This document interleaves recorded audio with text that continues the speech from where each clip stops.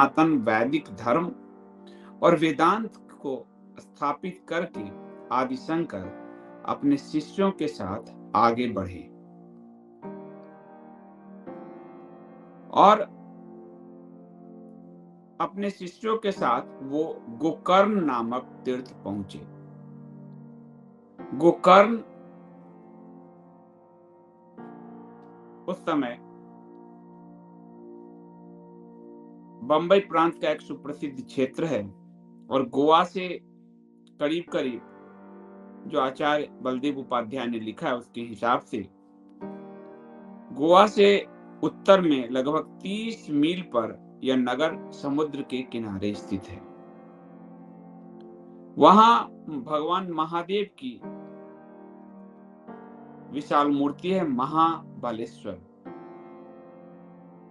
और यहाँ अभी आपने देखा होगा शिवरात्रि में वहां बहुत ज्यादा लोग आते हैं महाबलेश्वर में।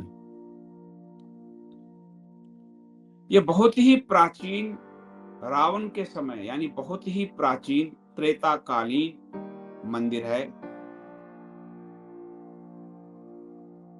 जब अपने भ्राता कुबेर को धन के जो देवता हैं कुबेर खजांची, उनको उनके वैभव को देखकर रावण बड़ा व्यथित हुआ था और उनकी माता जो थी कैकसी ने कहा कि सामर्थ्य पुरुषार्थ देखकर व्यथित नहीं होते, उसको प्राप्त करते हैं, उसके लिए प्रयत्न करते हैं। और मां द्वारा प्रेरित किए जाने पर रावण यही महाबलेश्वर पहुंचा था और उसने घनघोर तपस्या की थी और अपना मनोरथ सिद्ध किया था।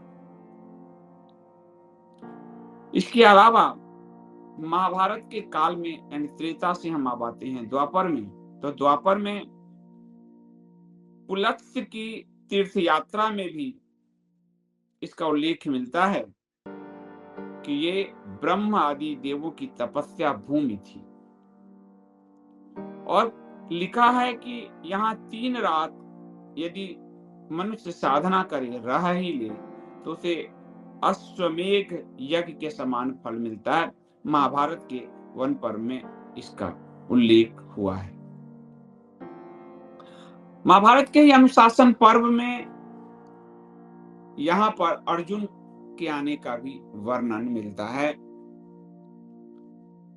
यानी त्रेता काल से कली काल तक, सतयुग, त्रेता युग, राम जी का युग, रावण वाला जो युग है,